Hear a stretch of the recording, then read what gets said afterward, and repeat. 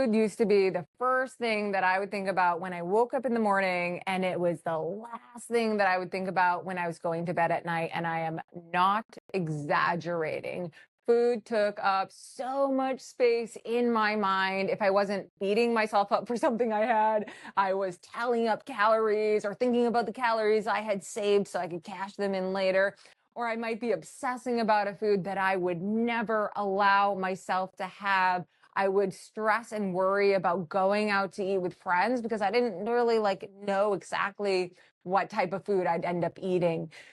Food was so stressful and it took up so much space in my mind. And if this is something that you struggle with, I want you to keep listening because I'm going to tell you exactly what I did to stop thinking about food all of the time.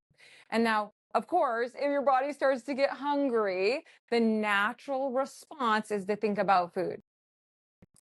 But to think about food all of the time is not the way that it's supposed to be. That actually limits our freedom. It keeps us from being able to be present in life, to really savor the moments in our lives. And so let's get our mind, let's get our life back. Let's really take time to talk about the things that I did to stop thinking about food all the time and the things that I help people do all of the time. I've helped so many clients find freedom from chips, cookies, cakes, pizzas, everything through exactly what I'm going to share with you right now. And so these three things, so essential. Okay. The first thing, consistent nourishment. Consistent nourishment. Nourishing your body consistently throughout the day. You can find your own rhythm with that. Okay. I'm not going to sit here and tell you you have to eat breakfast at 8 o'clock every morning. I'm not going to tell you that. I'm not even going to tell you you have to eat breakfast. Okay. I love breakfast. I know some people, breakfast is just like a no-go. It feels like a very forced thing. What I'm going to tell you is to find your own rhythm of eating consistently throughout the day and be really honest with yourself.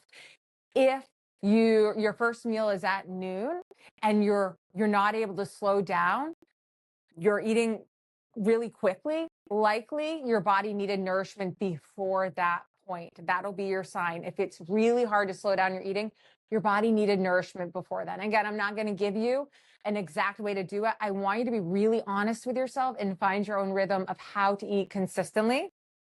And if this interests you and you want more around this, stay tuned. I'll definitely do a video that's a little more deeper dive on consistent eating.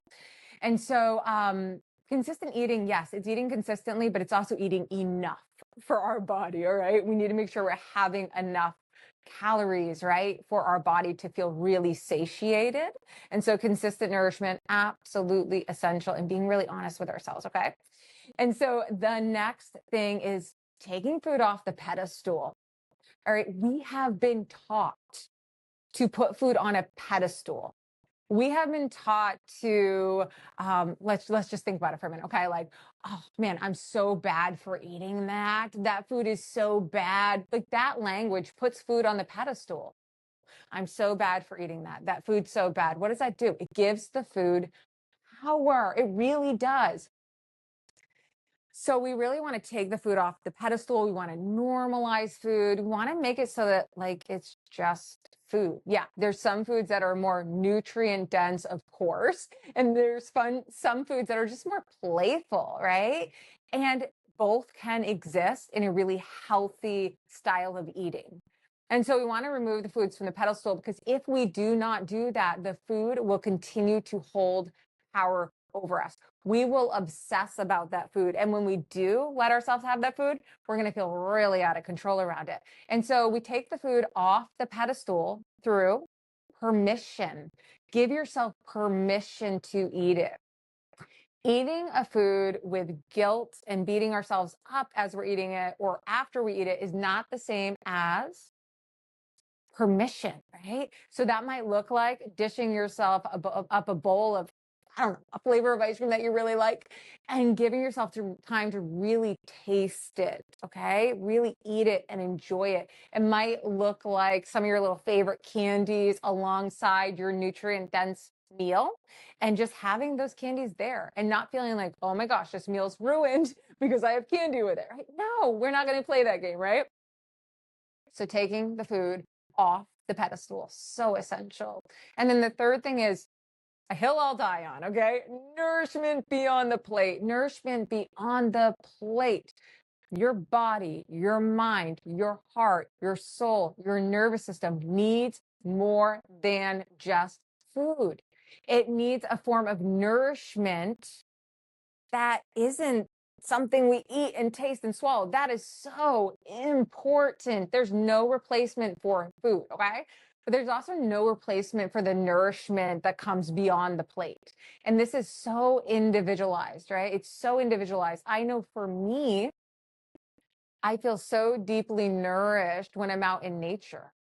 I feel so deeply nourished when I have spaciousness in my schedule, when I just don't have a ton of things going on. I have a day that's just really open and free.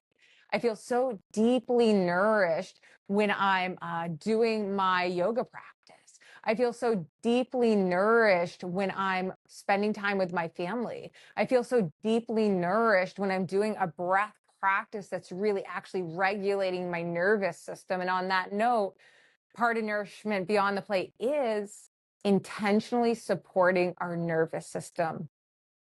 And so I created a practice that's called the Calm Reset practice, under 3 minutes long, because I know you have so much already going on in your life.